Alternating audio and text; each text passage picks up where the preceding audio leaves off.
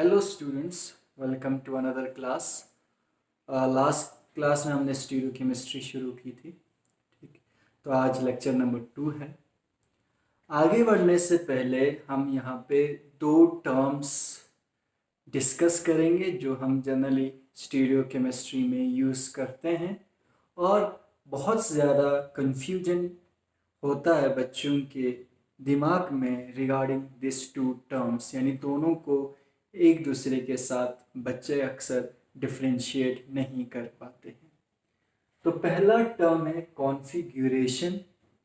Configuration का मतलब क्या है? और दूसरा टर्म है कॉन्फॉर्मेशंस, जिसको हम डिटेल में पढ़ेंगे दो क्लासेस में, आज के क्लास में और नेक्स्ट क्लास में। तो कॉन्फ़िगरेशन किसे कहते हैं? Compounds with different configuration are different compounds. यानी अगर दो कंपाउंड्स की कॉन्फ़िगरेशन अलग है, दैट मीन्स वो दो कंपाउंड जो हैं वो अलग अलग हैं। They can be separated from each other, यानी दो अलग कॉन्फ़िगरेशन के कंपाउंड्स को हम एक दूसरे से सेपरेट कर सकते हैं। एक कॉन्फ़िगरेशन वाले को अलग से रख सकते हैं, दूसरे वाले को अलग रख सकते हैं। Bonds have to be broken to interconvert compound with different configuration। अगर मुझे एक कॉन्फ़िगरेशन के कंपाउंड को दूसरे कॉन्फ़िगरेशन के कंपाउंड में कन्वर्ट करना है तो मुझे बॉन्ड्स तोड़ने पड़ेंगे। ठीक है, तो कॉन्फ़िगरेशन का सिंपलेस्ट एग्जाम्पल जो आपको मालूम है वो है सिस एंड ट्रांस। ठीक है, तो अगर मैं 2 ब्यूटीन ले लूं तो एक CH3 है, इस साइड भी CH3 होगा, इस साइड भी CH3 होगा, तो एक हाइड्रोजन हाइड्रोजन। ठीक है, तो एक कॉन्फ़िगरेशन में 2 ब्यूटीन की दोनों CH3 जो हैं एक साइड में होंगे। ठीक है, और दोनों हाइड्रोजन्स जो हैं एक साइड में होगा। ठीक है, और दूसरे कॉन्फॉर्मेशन में दो जो CH3s हैं वो अपोजिट टू ईच अदर होंगे और दोनों हाइड्रोजन भी एक दूसरे के अपोजिट में होंगे। ठीक है, these two compounds are different compounds। हम इन दोनों कंपाउंड्स को एक दूसरे से क्या कर सकते हैं? सेपरेट कर सकते हैं, अलग कर सकते हैं। वो कॉन्फ़िगरेशन जहां पे दोनों बल्की ग्रुप यानी दोनों CH3 ग्रुप एक साइड में है और दोनों हाइड्रोजन ग्रुप एक साइड में है, इसको हम क्या बोलेंगे? सिस। और जहां पे दोनों CH3 ग्रुप्स या दोनों H opposite to each other हैं तो उसको हम क्या बोलेंगे? ट्रांस कॉन्फ़िगरेशन बोलेंगे।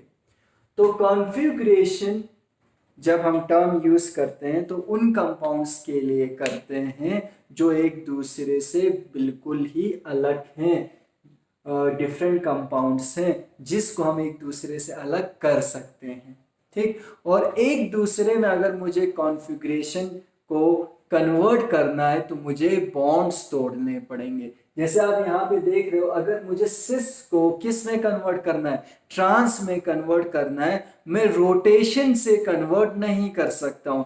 क्यों? क्योंकि कार्बन कार्बन डबल बॉन्ड पे रोटेशन रिस्ट्रिक्टेड होता है, यानी आप कार्बन कार्बन डबल बॉन्ड पे रोटेशन नहीं कर सकते, रिस्ट्रिक्ट होता है। ठीक है, लेकिन कार्बन कार्बन सिंगल बॉन्ड पे आप आसानी से क्या कर सकते हो? रोटेट कर सकते हो। कार्बन कार्बन सिंगल बॉन्ड पे रोटेशन रिस्ट्रिक्टेड नहीं होता है, सिर्फ कार्बन कार्बन डबल बॉन्ड पे और कार्बन कार्बन ट्रिपल बॉन्ड में भी रोटेशन रिस्ट्रिक्ट होता है। तो rotation of carbon carbon double bond तो पॉसिबल नहीं है। तो अगर मुझे सिस को किस में कन्वर्ट करना है? ट्रांस में कन्वर्ट करना है, तो मुझे क्या करना पड़ेगा? CH3 बॉन्ड को तोड़ना पड़ेगा, C और H के बॉन्ड को तोड़ना पड़ेगा।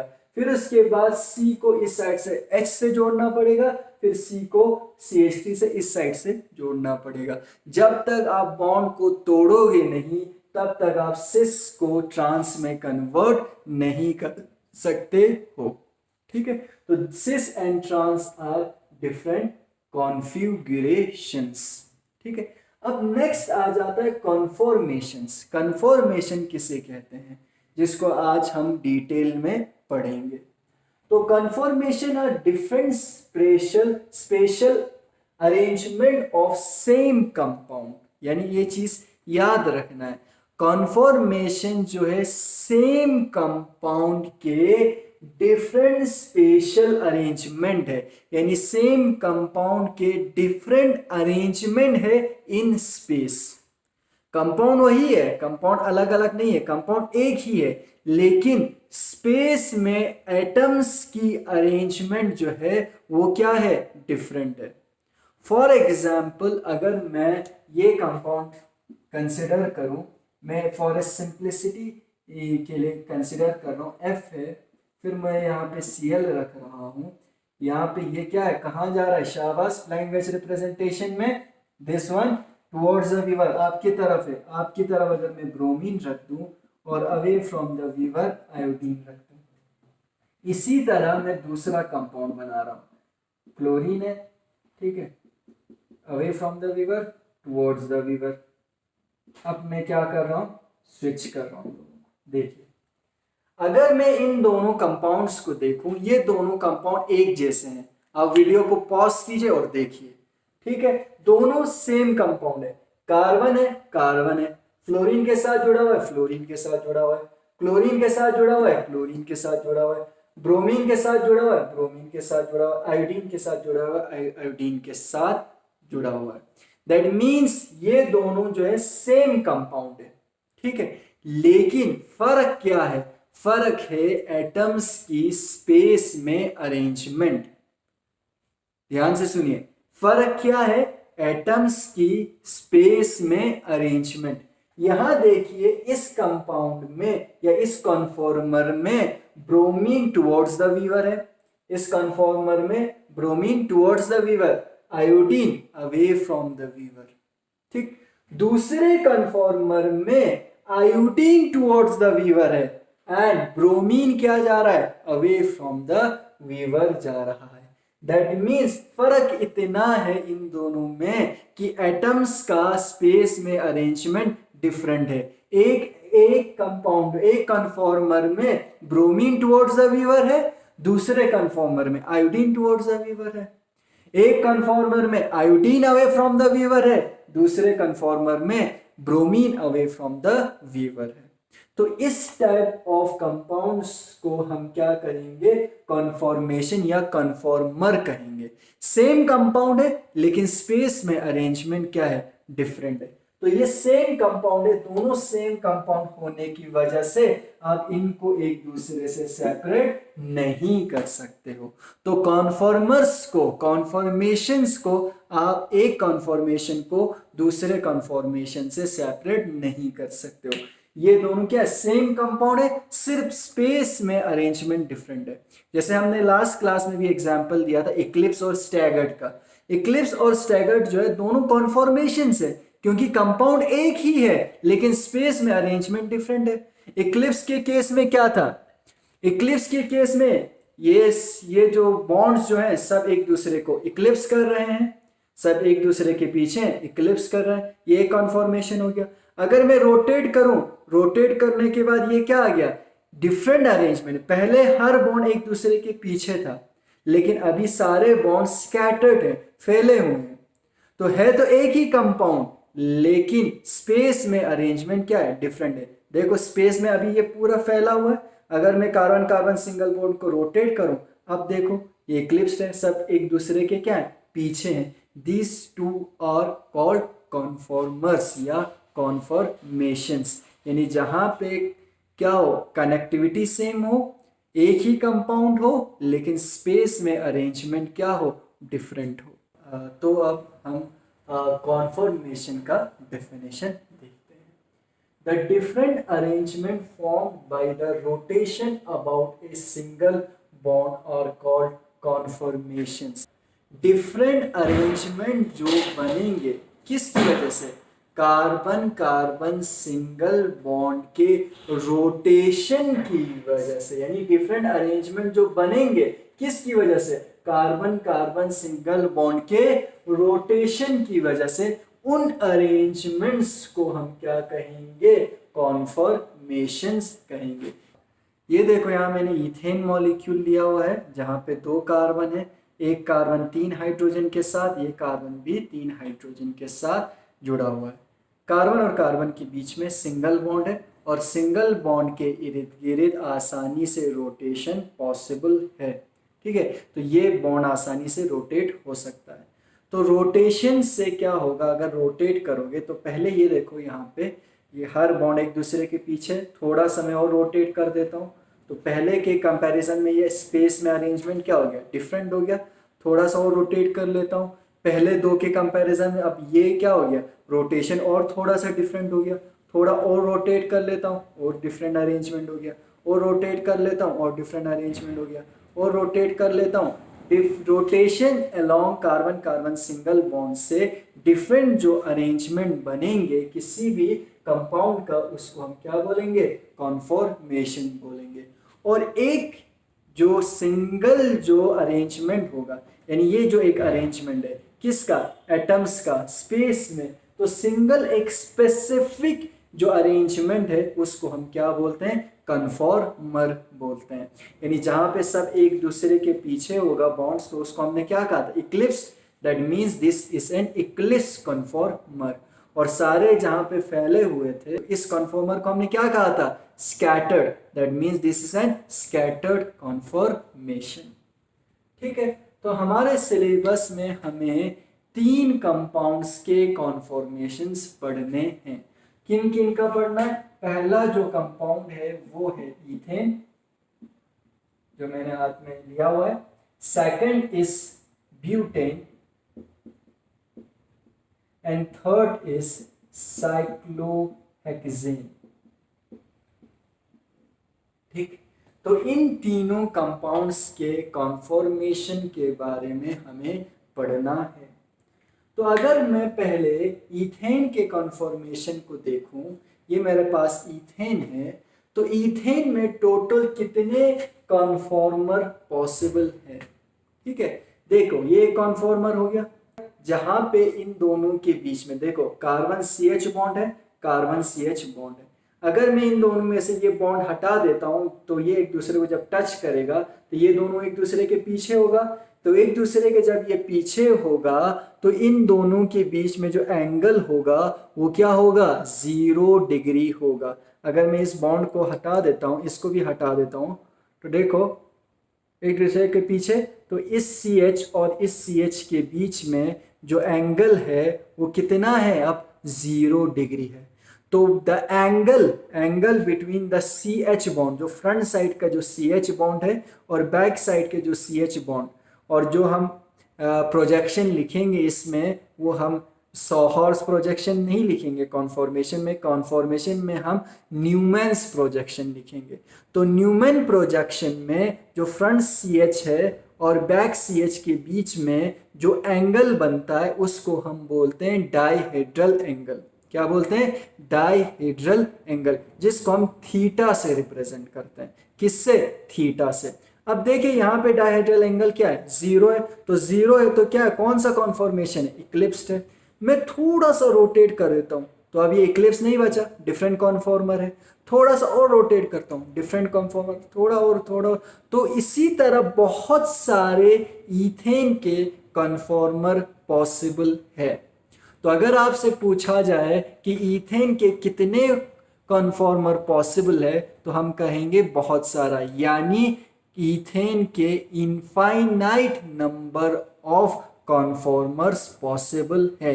क्यों, क्योंकि स्लाइट रोटेशन से डिफरेंट कॉन्फॉर्मेशन हो जाएगा। अगर आप 0.1 डिग्री भी इसको रोटेट करोगे तो पहले के कंपैरिजन में स्पेस में एटम्स की अरेंजमेंट डिफरेंट हो जाएगी। तो इथेन के लिए कितने कॉन्फॉर्मर्स पॉसिबल है, इथेन के लिए total infinite number of conformer possible है। पहला बात ये हो गया। दूसरी बात, अगर मैं इथेन का न्यूमैन्स प्रोजेक्शन बनाऊं तो ये बैक कार्बन हो गया, ये फ्रंट कार्बन हो गया। फ्रंट कार्बन पे H है, H हो गया, H हो गया। अगर मैंने इक्लिप्स कॉन्फॉर्मेशन बनाया यानी एक सारे ये CH बॉन्ड एक दूसरे के पीछे हैं, तो फ्रंट साइड से हमें क्या दिखाई देगा? सिर्फ ये CH3 दिखाई देगा, ये CH3 दिखाई नहीं देगा। तो अगर इक्लिप्स है तो इस CH के पीछे दूसरा CH होगा, इसके पीछे दूसरा और ये इसके पीछे ये CH होगा। और न्यूमैन्स प्रोजेक्शन में जो फ्रंट कार्बन CH और बैक कार्बन के CH के बीच में जो एंगल है, इस एंगल को हम क्या बोलते हैं? Dihedral angle. डाइहेड्रल एंगल जिसको हम रिप्रेजेंट करते हैं थीटा से। और अगर थीटा 0 है, अगर थीटा का वैल्यू कितना है? 0 है, 0 डिग्री है, दैट मीन्स इन दोनों के बीच में एंगल 0 है। 0 का मतलब क्या है? This conformation is an eclipsed conformer. Eclipsed conformer. अब मैं रोटेट कर देता हूं 60 डिग्री। कितना रोटेट करता हूं? 60 डिग्री। कितना रोटेट करता हूं? 60 डिग्री। तो 60 डिग्री जब रोटेशन, देखो ये बाद में भी हमें अभी देखना है, अभी ध्यान से देखो मैं क्या कर रहा हूं। जब भी आप रोटेशन करते हो, देखो रोटेशन करते समय मैं कैसे, देखो ये इक्लिप्स था, मैं रोटेट कैसे कर रहा हूं? रोटेट में फ्रंट कार्बन को होल्ड कर रहा हूं, और बैक जो हाइड्रोजन को पकड़ के मैं क्या कर रहा हूं? रोटेट कर रहा हूं। देखो, ठीक है। दैट मीन्स क्या करेंगे? जब भी हम रोटेशन करेंगे फ्रंट कार्बन को फिक्स्ड रखेंगे। तो अगर फ्रंट कार्बन फिक्स्ड हो गया तो ये ग्रुप भी फिक्स्ड हो गया, ये ग्रुप भी फिक्स्ड हो गया, और ये ग्रुप भी क्या हो गया? फिक्स्ड हो गया। ठीक। तो ये कार्बन के साथ ये 3 जो ग्रुप्स होंगे ये चेंज नहीं होंगे, ये एज सच ही रहेगा। यानी रोटेशन से किस ग्रुप का पोजीशन चेंज हो रहा है? जो एटम बैक कार्बन से क्या है? अटैच है। देखो जो बैक कार्बन से अटैच है उनका स्पेस में अरेंजमेंट क्या हो रहा है? डिफरेंट हो रहा है। ठीक है। तो फ्रंट वाले को मैं ऐसे सच रखता हूं, अब पहले इक्लिप्स था, मैंने 60 डिग्री रोटेट किया। अब ये वाला जो CH बॉन्ड है, देखो ये पहले ऐसे था, अब ऐसे हो गया, तो ये यहां पे पहुंच गया। ठीक है। अब देखो ये वाला पहले इधर था, अब कहां पहुंच गया? यहां पहुंच गया, नीचे पहुंच गया। ठीक है। 60 डिग्री देखो ना, यहां से 60 डिग्री यहां पहुंचा, ये वाला 60 डिग्री यहां, अब ये वाला 60 डिग्री यहां पहुंचा। तो यहां पे डाइहेड्रल एंगल, अब देखो डाइहेड्रल एंगल अब क्या है? अब इन दोनों के बीच में अगर मैं इसको हटा देता हूं, ठीक है, फ्रंट कार्बन और बैक कार्बन के CH, अब ये एंगल कितना होगा? ये एंगल होगा 60 डिग्री। और अगर इन दोनों डाइहेड्रल एंगल 60 डिग्री है तो कौन सा कॉन्फॉर्मेशन बनेगा? स्टैगर्ड कॉन्फॉर्मेशन बनेगा, यानी स्टैगर्ड कॉन्फॉर्मर। ठीक है। डाइहेड्रल एंगल मींस क्या होगा? डाइहेड्रल एंगल मींस जो फ्रंट कार्बन पे CH और बैक कार्बन पे CH इन्हें न्यूमैन्स प्रोजेक्शन, उन दोनों के बीच का जो एंगल होगा उसको हम क्या बोलेंगे? डाइहेड्रल एंगल बोलेंगे। अगर थीटा 0 है तो इक्लिप्स बन रहा है, और अगर थीटा 60 है तो क्या बन रहा है? स्टैगर्ड बन रहा है। ठीक है।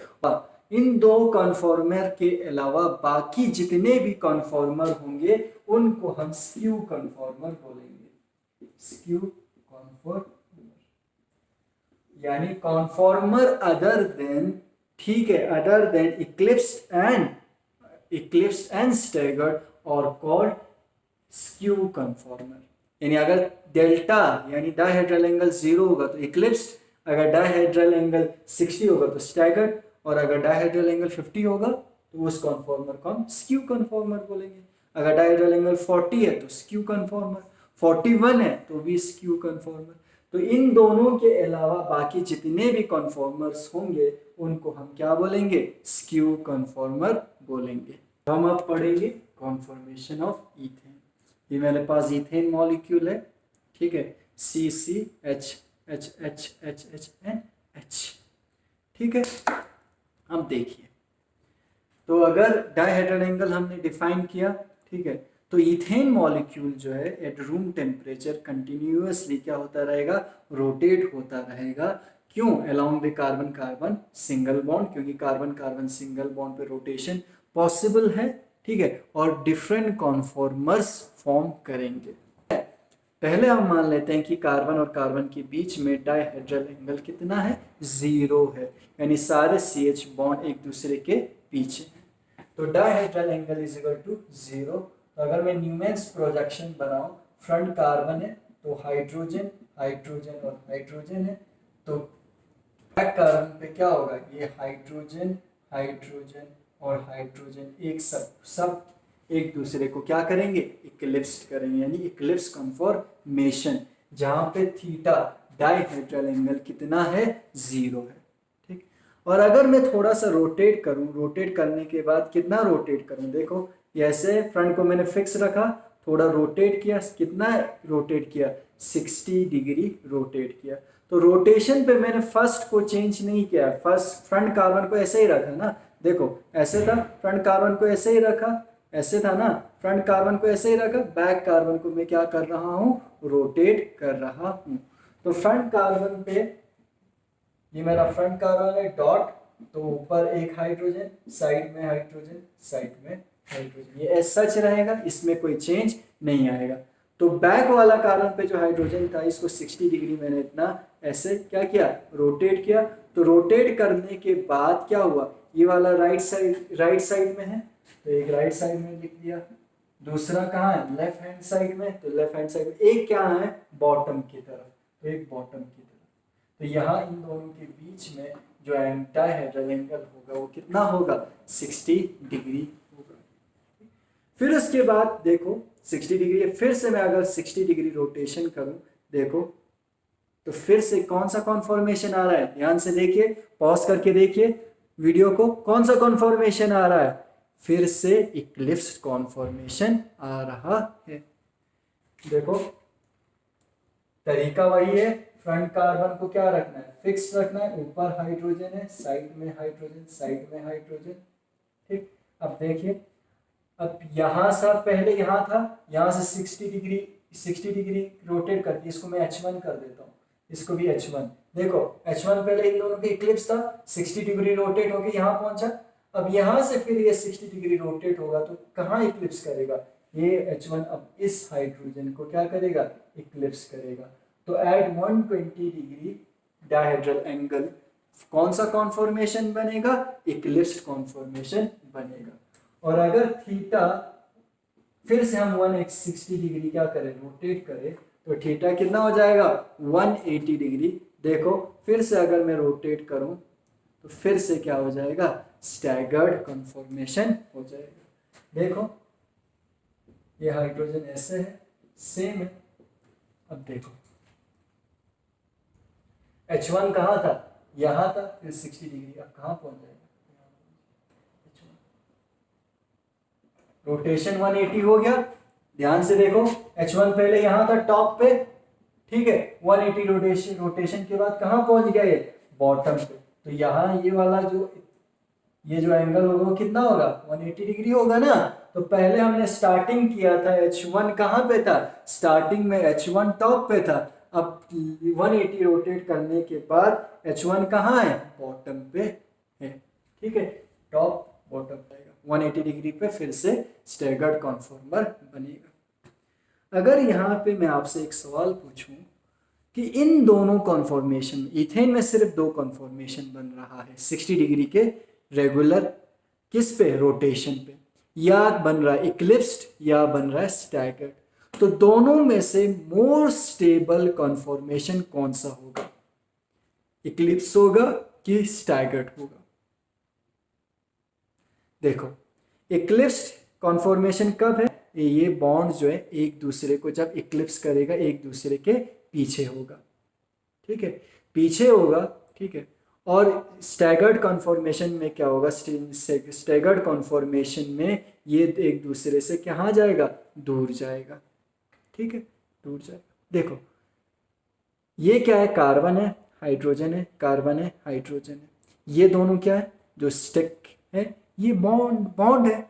बॉन्ड का मतलब क्या है, इलेक्ट्रॉन्स है। बॉन्ड किसका बना होता है, इलेक्ट्रॉन का बना होता है। इलेक्ट्रॉन पे क्या चार्ज होता है, नेगेटिव चार्ज होता है। तो ये भी नेगेटिव चार्ज है और ये भी क्या है, नेगेटिव चार्ज है।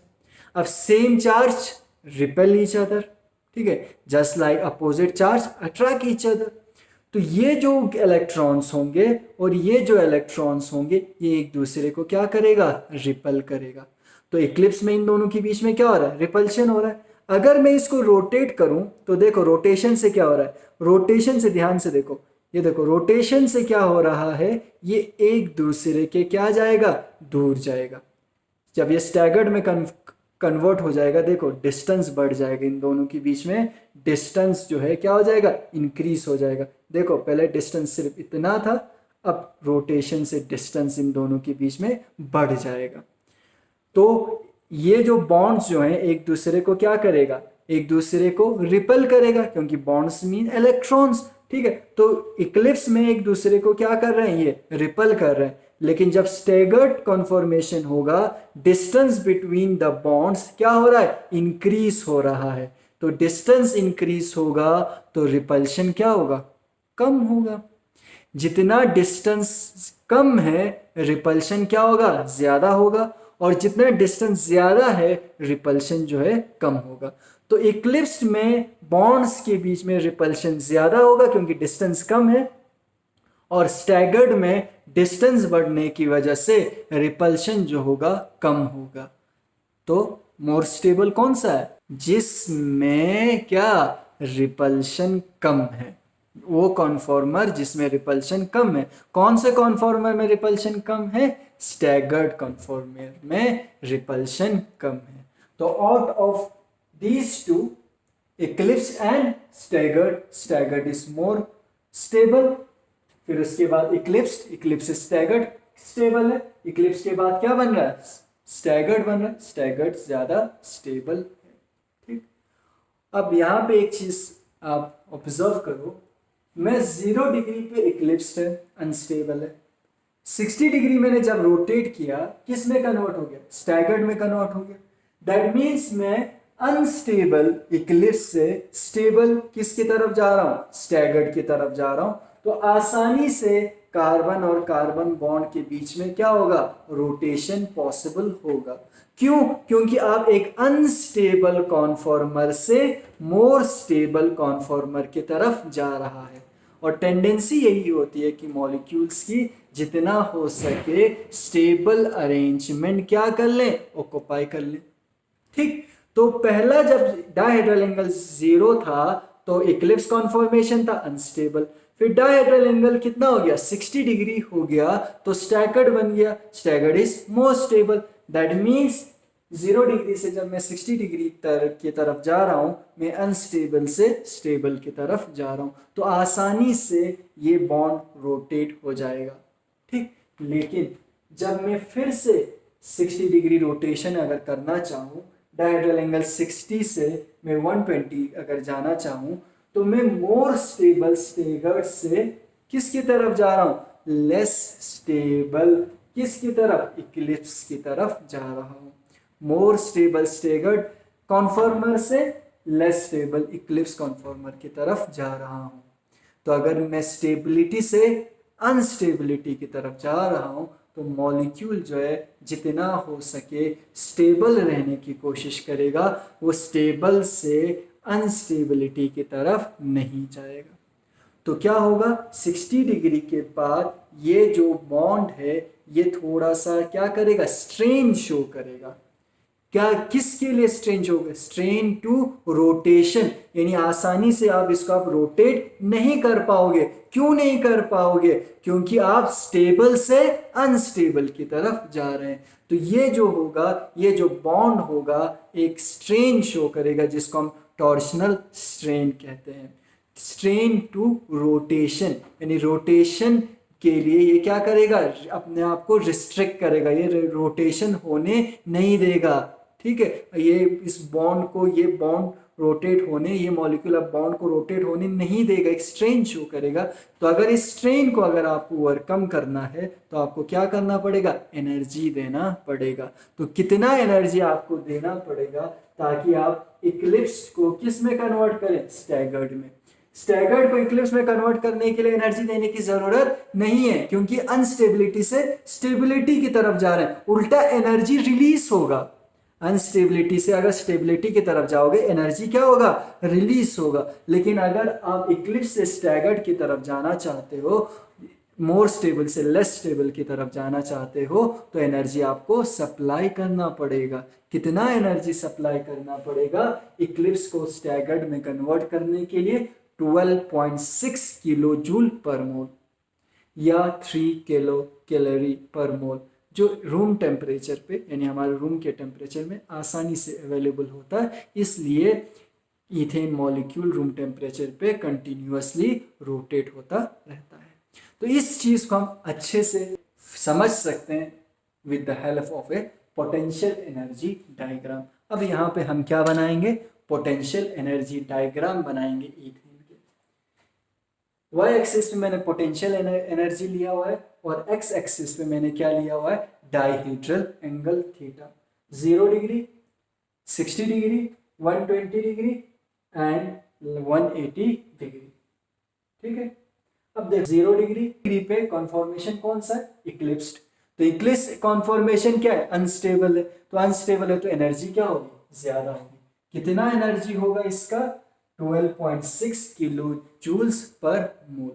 ठीक, फिर उसके बाद 160 डिग्री पे कौन सा कॉन्फॉर्मेशन है, स्टैगर्ड कॉन्फॉर्मेशन है। Staggered conformation is more stable. तो जब इक्लिप्स को आप लेस स्टेबल को मोर स्टेबल में अगर आप क्या करोगे, कन्वर्ट करोगे, एनर्जी क्या हो जाएगी, कम हो जाएगी। तो एनर्जी 60 डिग्री पे एनर्जी जो होगी वो क्या हो जाएगी, कम हो जाएगी। क्यों, इक्लिप्स से आप किस में कन्वर्ट हो गया, क्योंकि 0 डिग्री पे कौन सा कॉन्फॉर्मेशन था, 0 डिग्री पे कॉन्फॉर्मेशन था इक्लिप्स। तो इक्लिप्स जो होता है हाईली क्या होता है, अनस्टेबल होता है। तो एनर्जी क्या होगी, पोटेंशियल एनर्जी ज्यादा होगी। फिर उसके बाद 60 डिग्री पे ये किस में कन्वर्ट हो जाएगा, 60 डिग्री पे जो इक्लिप्स कॉन्फॉर्मेशन है अब किस में कन्वर्ट हो जाएगा, स्टैगर्ड कॉन्फॉर्मेशन में कन्वर्ट हो जाएगा, जो ज्यादा स्टेबल है। तो ज्यादा स्टेबल है तो पोटेंशियल एनर्जी 60 डिग्री पे क्या होगी, कम होगी। फिर उसके बाद 60 डिग्री से क्या, जब हम 120 डिग्री पे जा रहे हैं, फिर से क्या है, इक्लिप्स है। फिर से अगर इक्लिप्स है तो फिर से एनर्जी क्या हो जाएगी, बढ़ जाएगी। इक्लिप्स है तो एनर्जी क्या हो जाएगी, बढ़ जाएगी। तो ये हो जाएगा eclipse conformation at 120 degree. 120 degree dihedral पे एनर्जी फिर से बढ़ जाएगी। क्यों, क्योंकि फिर से क्या बन रहा है, इक्लिप्स बन रहा है, इक्लिप्स की एनर्जी ज्यादा है। फिर उसके बाद फिर से 60 डिग्री अगर आप रोटेट करोगे, डायहेड्रल एंगल अगर 180 डिग्री है तो क्या फॉर्म हो रहा है, स्टैगर्ड फॉर्म हो रहा है। स्टैगर्ड कन्फॉर्मेशन की एनर्जी कम होगी। क्यों, क्योंकि वो स्टेबल है। तो एनर्जी फिर से क्या हो जाएगी, एनर्जी फिर से डिक्रीज हो जाएगी। ये हो जाएगा potential energy diagram of ethane. Potential energy diagram of ethane. Potential energy 0 degree पे इक्लिप्स है तो ज्यादा, ठीक है, 60 डिग्री पे अगर स्टैगर्ड है तो कम। फिर 120 डिग्री पे एनर्जी ज्यादा क्योंकि इक्लिप्स है, ठीक है। फिर 180 डिग्री पे फिर से स्टैगर्ड हो गए तो एनर्जी कम हो गया। तो difference between the energy of staggered conformer and Eclipse conformer कितना है, 12.6 किलो जूल पर मोल और 3 kilocalorie per mole. 1 kilocalorie is equal to 4.2 kilojoules. ये याद रखना है, 1 kilocalorie is equal to 4.2 kilojoules. ठीक, तो the difference between the energy of staggered and eclipse conformation is 12.6 kilojoules per mole और 3 kilocalorie per mole. Next है conformation of butane. Butane is an hydrocarbon जिसमें कितने carbon होंगे, 4 carbon होंगे।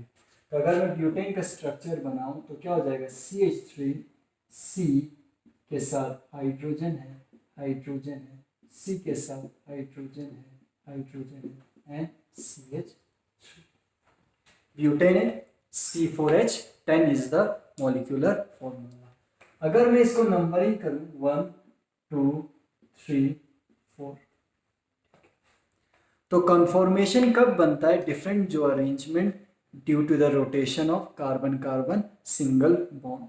तो अगर हम ब्यूटेन की बात करें तो ब्यूटेन में 3 कार्बन कार्बन सिंगल बॉन्ड है, तो तीनों carbon carbon along the carbon carbon single bond rotation possible है, जिसकी वजह से डिफरेंट कॉन्फॉर्मर पॉसिबल है। लेकिन along carbon C2 and C3, ये जो सेंट्रल 2 कार्बन हैं, तो along carbon C2 and C3 के रोटेशन की वजह से बहुत ही 4 इंपॉर्टेंट कॉन्फॉर्मर्स बनते हैं। ठीक है, तो ब्यूटेन में किसी भी कार्बन कार्बन सिंगल बॉन्ड के अलोंग रोटेशन पॉसिबल है, लेकिन C2 और C3 जो सिंगल बॉन्ड है उसके अलोंग जो रोटेशन होगा उससे 4 इंपॉर्टेंट कॉन्फॉर्मेशंस फॉर्म होंगे अलोंग C2 एंड C3। ठीक है, वो 4 कौन कौन से होंगे? पहला जो कॉन्फॉर्मेशन है इंपॉर्टेंट है सबसे, एंटी कॉन्फॉर्मर। दूसरा है जो हमने अभी तक पढ़ा, इक्लिप्स कॉन्फॉर्मर। तीसरा है फुली इक्लिप्स कॉन्फॉर्मर, और तीसरा है गॉच कॉन्फॉर्मर। तो along carbon number 2 and carbon number 3 के रोटेशन से 4 इंपॉर्टेंट कॉन्फॉर्मर बनते हैं। इसलिए हम ब्यूटेन का जब हम कॉन्फॉर्मेशन पढ़ते हैं तो हम rotation along C2 and C3 करते हैं। देखिए ये मैंने ब्यूटेन मॉलिक्यूल ले लिया। ठीक है, 1 कार्बन 2 कार्बन 3 कार्बन 4 कार्बन। ठीक है, अब रोटेशन जो मैं अलोंग क्या करूँगा C2 एंड C3, तो ये कार्बन नंबर 1 2 3 4, तो along carbon C2 and C3 करूँगा मैं रोटेशन। तो अगर ये कार्बन नंबर 2 है, ये कार्बन नंबर क्या है 3 है, कार्बन नंबर 2 कार्बन नंबर 3। अब कार्बन नंबर 2 किसके साथ जुड़ा हुआ है? एक CH3 और 2 हाइड्रोजन के साथ। Carbon number 2 2 hydrogen and 1 CH3। इसी तरह कार्बन नंबर 3 एक CH3 और 2 हाइड्रोजन के साथ, एक CH3 और 2 हाइड्रोजन के साथ। तो अगर ब्यूटेन में अगर आप रोटेशन करना चाहते हो along carbon number 2 and carbon number 3 2 और 3, तो ये इस कार्बन के साथ 2 हाइड्रोजन, इस कार्बन के साथ 2 हाइड्रोजन, और दोनों कार्बन एक मिथाइल ग्रुप के साथ अटैच होगा। ठीक, अब देखिए अब कैसे कॉन्फॉर्मेशन बनेंगे जब आप 60 डिग्री रोटेट करोगे। पहले हम मॉडल को देखेंगे, फिर उसके बाद मैं बोर्ड पे आपको ड्रॉ करके भी दिखाऊंगा। देखिए पहला जो कॉन्फॉर्मेशन है ये वाला कॉन्फॉर्मेशन है, जहां पे दोनों CH3, ये जो दोनों क्या है CH3 ग्रुप है, ये भी CH3 ग्रुप है, ये भी CH3 ग्रुप है, इन दोनों के बीच में डाइहेड्रल एंगल क्या है? डाइहेड्रल एंगल 0 है। ठीक है, ये एक ऐसा कॉन्फॉर्मेशन बन गया जहां पे CH3 CCH3 और CCH3 का डाइहेड्रल एंगल 0 है। इस कॉन्फॉर्मेशन को हम फुली इक्लिप्स्ड कॉन्फॉर्मेशन कहेंगे। क्या कहेंगे? Fully eclipsed conformation. यहाँ पे कौन किसको इक्लिप्स कर रहा है? इस हाइड्रोजन को ये इक्लिप्स कर रहा है, इस हाइड्रोजन को ये इक्लिप्स कर रहा है, और इस CH3 को, फ्रंट वाले CH3 को ये बैक वाला CH3 क्या कर रहा है? इक्लिप्स कर रहा है। अगर आप ध्यान से देखें, देखो ये बॉन्ड्स कितने एक दूसरे के करीब हैं, बहुत एक दूसरे के करीब है। बॉन्ड का मतलब इसमें क्या? इलेक्ट्रॉन्स। तो इसमें रिपल्शन जो होगा बहुत ही ज्यादा होगा, क्योंकि 2 बल्की ग्रुप्स, 2 मिथाइल ग्रुप्स एक दूसरे के क्या हैं? प्रॉक्सिमिटी में, एक दूसरे के पास हैं, जिसकी वजह से इन दोनों के बीच में रिपल्शन बहुत ही ज़्यादा होगा। और ये वाला जो कॉन्फॉर्मेशन है यह सबसे ज़्यादा अनस्टेबल होगा। सबसे ज़्यादा क्या होगा? अनस्टेबल होगा। जब इसको हम क्या कहेंगे? फुली इक्लिप्स्ड कहेंगे। अब हम क्या करेंगे? 60 डिग्री रोटेट करेंगे। कितना डिग्री? 60 डिग्री। देखो रोटेशन का मैंने पहले भी आपको कहा था, फ्रंट कार्बन को फिक्स रखना है, इसको कुछ करना नहीं है, सिर्फ किसको, बैक कार्बन को रोटेट करना है। देखो मैं 60 डिग्री रोटेट करता हूँ, 60 डिग्री रोटेट हो गया। अब देखो इन दोनों, जिस कार्बन के साथ CH3 है इस कार्बन के साथ भी CH3 है, अब एंगल कितना हो गया, 60 डिग्री हो गया। क्या बना, ये स्टैगर्ड बना, स्टैगर्ड बना। लेकिन इसको हम आप स्टैगर्ड नहीं कहेंगे। जहां पे CH3 और CCH3 यानी दो बल्की ग्रुप है ना, दो बल्की ग्रुप प्रेजेंट हो और इन दोनों के बीच में जो एंगल है अगर 60 डिग्री हो तो इस कॉन्फॉर्मेशन को हम क्या कहते हैं, गॉस कॉन्फॉर्मेशन कहते हैं। यानी जहां पे CCH3 और CCH3 के बीच में एंगल कितना हो, 60 डिग्री हो, तो उसको हम क्या बोलेंगे, गॉस कॉन्फॉर्मेशन। 0 डिग्री पे इक्लिप्स था, फिर उसके बाद 60 डिग्री पे क्या आ गया, गॉश। अब देखो फिर से अगर मैं 60 डिग्री घुमाता हूं, ये फिर से 60 डिग्री घुमाया तो क्या आ गया, इक्लिप्स कॉन्फॉर्मेशन आ गया। अब देखो कौन किसको इक्लिप्स कर रहा है, ये हाइड्रोजन CH3 को इक्लिप्स कर रहा है, हाइड्रोजन हाइड्रोजन को इक्लिप्स कर रहा है और CH3 हाइड्रोजन को इक्लिप्स कर रहा है। जब डायहेड्रल एंगल 0 था तब CH3 को क्या कर रहा था, इक्लिप्स कर रहा था, तब रिपल्शन सबसे ज्यादा था, इसलिए हमने नाम दिया था फुल इक्लिप्स्ड। लेकिन अभी हाइड्रोजन CH3 को इक्लिप्स कर रहा है, तो इन हाइड्रोजन और मिथाइल और हाइड्रोजन और मिथाइल के बीच में उतना रिपल्शन नहीं होगा जितना मिथाइल और मिथाइल के बीच में था। तो इस कॉन्फॉर्मेशन को हम क्या बोलेंगे, इस कॉन्फॉर्मेशन को हम कहेंगे इक्लिप्स्ड, सिर्फ इक्लिप्स्ड। ठीक है, टोटल इक्लिप्स कब, जब दो CH3 एक दूसरे को क्या कर रहा था, एक दूसरे को इक्लिप्स कर रहा था। तो 60 120 डिग्री हो गया। फिर से अगर मैं 60 डिग्री रोटेट करूं तो कितना हो गया, 180, फिर से स्टैगर्ड बन गया। अब देखो इस स्टैगर्ड में कमाल की बात क्या है, बल्कि ग्रुप एक CH3 है जो ऊपर की तरफ है, दूसरा बल्कि ग्रुप जो CH3 है वो कहाँ की तरफ है, नीचे की तरफ है, एक दूसरे के टोटली अपोजिट है। और जब दो बल्कि ग्रुप एक दूसरे के 180 डिग्री पे होगा तो रिपल्शन जो होगा सबसे कम होगा।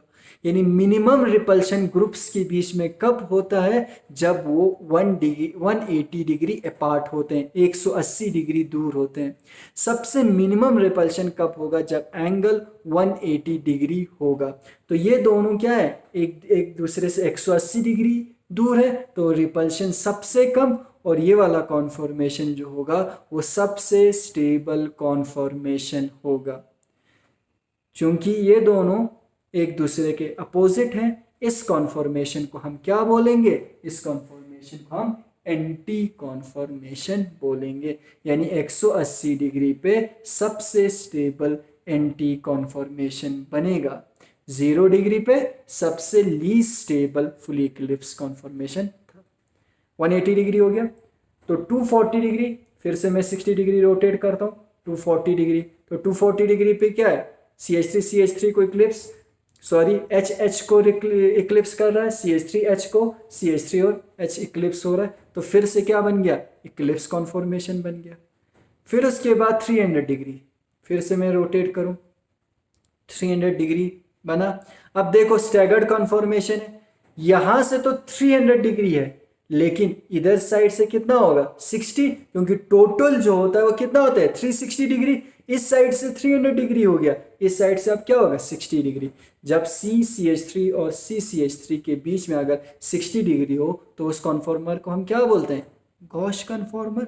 तो फिर से क्या बन जाएगा, गॉश। फिर उसके बाद कंप्लीटली जब 360 डिग्री हो गया, फिर से फुली इक्लिप्स्ड कॉन्फॉर्मेशन बनेगा।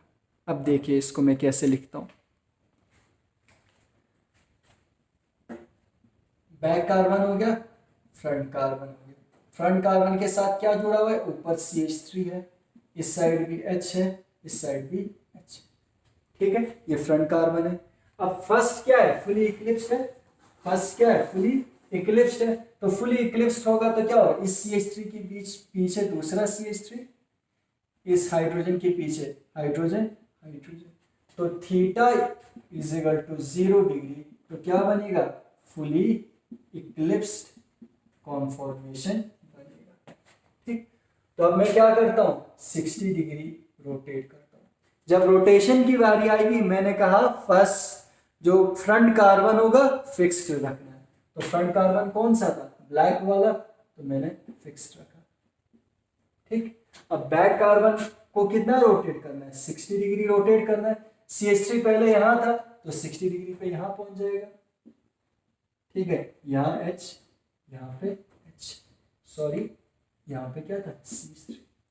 अब देखो CCH3 और CCH3 दो बल्कि ग्रुप के बीच में एंगल कितना है, थीटा कितना है, 60 डिग्री। तो इस कॉन्फॉर्मेशन को हम क्या बोलेंगे, गॉस कॉन्फॉर्मेशन। फिर से 60 डिग्री रोटेट करो, देखो फ्रंट कार्बन ऐसा ही रहेगा, H था, CH3 था। फ्रंट कार्बन को चेंज नहीं करना है, सिर्फ किसको चेंज करेंगे, बैक कार्बन। देखो 0 था, 60 पे यहां पहुंच गया, अब कितना हुआ टोटल 120। तो ये H CH3 को इक्लिप्स करेगा, ये H को इक्लिप्स करेगा और ये H CH3 को इक्लिप्स करेगा। ठीक है, तो यहाँ थीटा कितना हो गया, 120। इसको, इस कॉन्फॉर्मर को हम सिर्फ क्या कहेंगे, इक्लिप्स्ड कॉन्फॉर्मर। ठीक, अब देखो फिर से हम क्या करेंगे, फिर से 60 डिग्री रोटेट करेंगे, फिर से 60 डिग्री रोटेट करेंगे तो फ्रंट ऐसा चलाएगा। अब देखो बैक कार्बन का कितना हो गया टोटल, अब कितना हो गया, theta is equal to 180 degree. ठीक है, अब देखो CH3 पहले यहां था, अब कितना डिग्री हमने कंप्लीट रोटेट किया है, 180 डिग्री। तो 180 डिग्री का मतलब क्या है, अब CH3 यहाँ पहुंच जाएगा। तो यहाँ पे क्या आ गया, CH3 आ गया और H यहाँ आ जाएगा, H यहाँ। अब देखो CH3 यहाँ था, 60 डिग्री रोटेट किया तो यहाँ पहुंच गया, यहाँ पहुंच गया। यहाँ से फिर से 60 डिग्री रोटेट किया तो यहाँ पहुंच गया। तो यहाँ से अगर 60 डिग्री रोटेट करेंगे तो कहाँ पहुंच जाएगा, यहाँ पे, यानी थीटा इज इक्वल टू 180। तो ये कौन सा कॉन्फॉर्मेशन बना, एंटी कॉन्फॉर्मेशन बना। क्यों, क्योंकि यहाँ पे इस कॉन्फॉर्मर में दोनों बल की ग्रुप एक दूसरे से 180 डिग्री क्या है, दूर है। Most stable, least stable. ठीक है, अब देखो फिर से 60 डिग्री। ठीक है, तो अगर 60 डिग्री रोटेट किया तो फ्रंट को फिर से सच रखा। देखो यहाँ पहुंच गया, आप 60 डिग्री करोगे तो यहाँ पहुंच जाएगा CH3, ये H को इक्लिप्स करेगा, H को। तो थीटा इज इक्वल टू कितना हो गया, 240 डिग्री पे फिर से क्या आ जाएगा, इक्लिप्स। ठीक है, फिर से अगर आप 60 डिग्री रोटेट करोगे तो अब ये यहाँ है, यहाँ पहुंच जाएगा।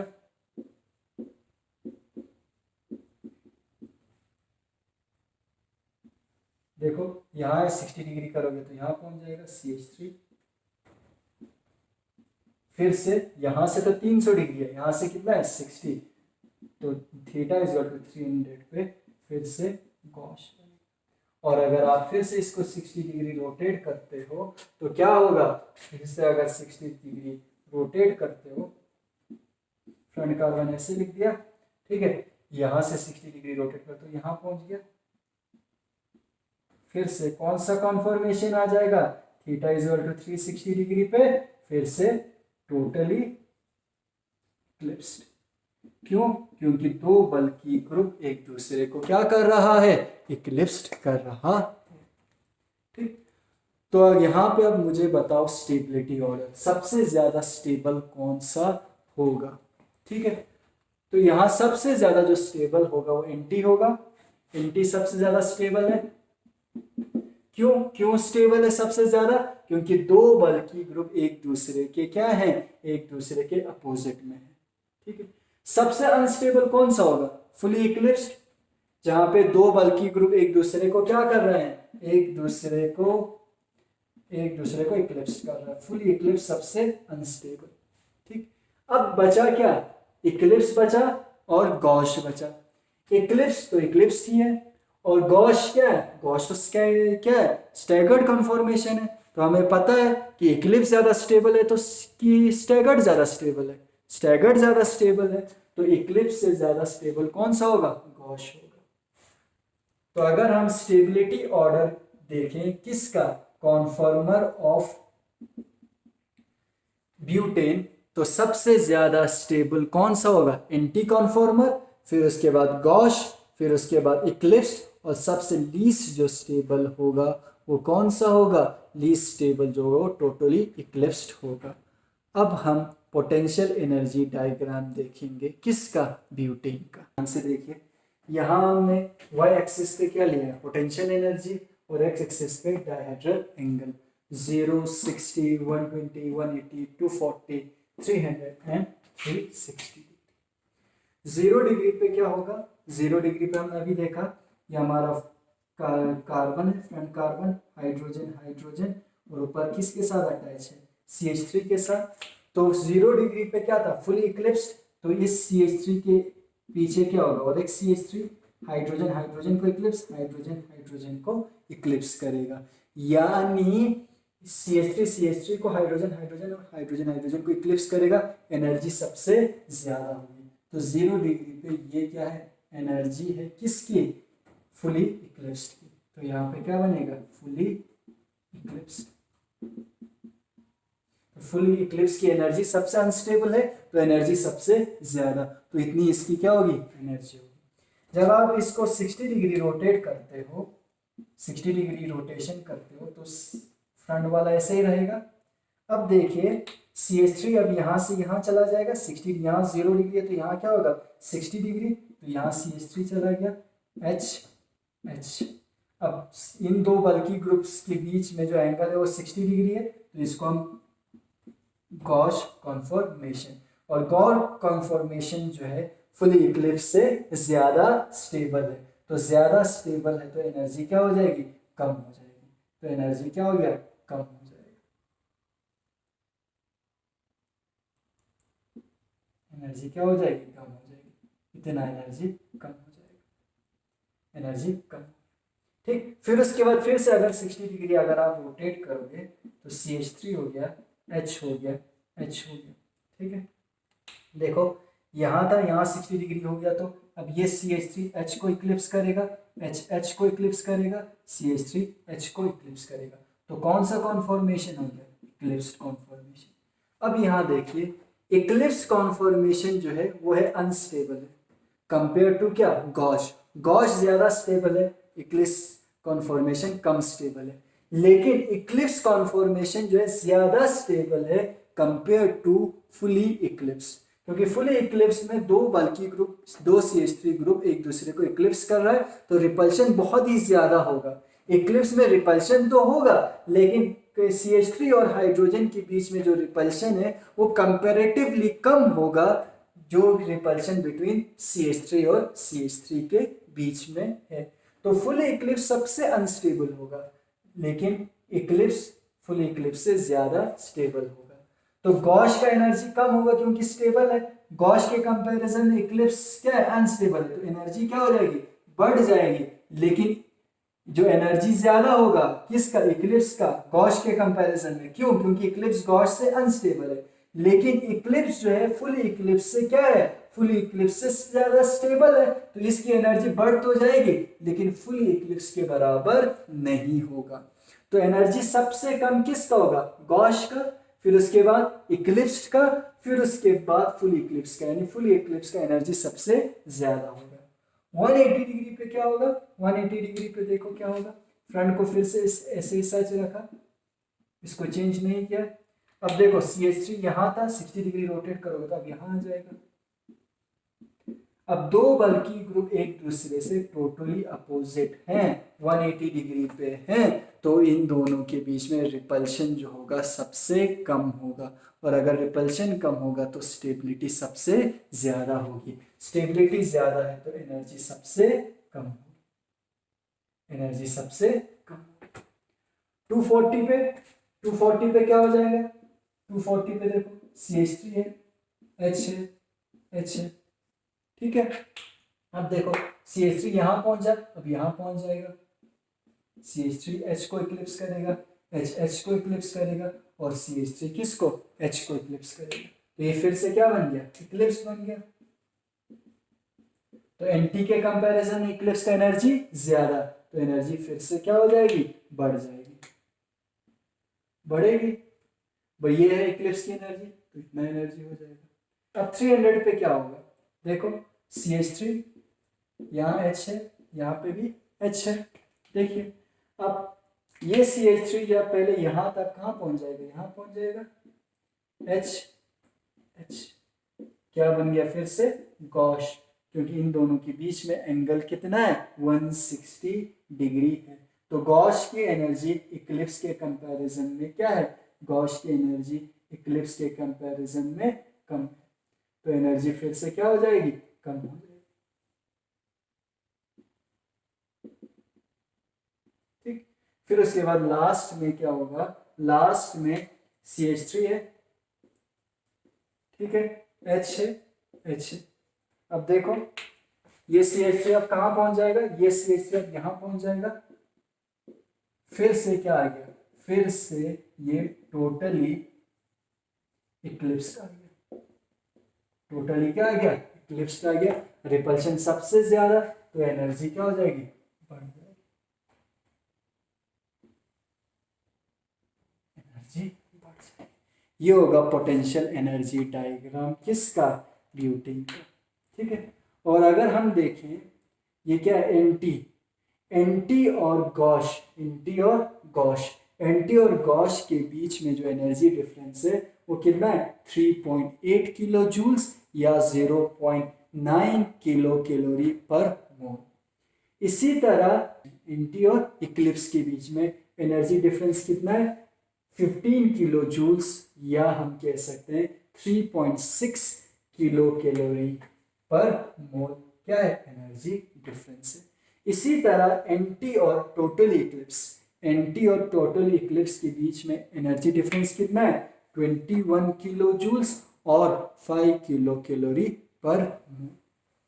ये था पोटेंशियल एनर्जी डायग्राम किसका, ब्यूटेन का, जहां हमने देखा सबसे ज़्यादा स्टेबल एंटी कॉन्फॉर्मेशन है, फिर उसके बाद गॉश है, फिर उसके बाद इक्लिप्स है, और सबसे अनस्टेबल जो है वो क्या है, टोटली इक्लिप्स्ड है।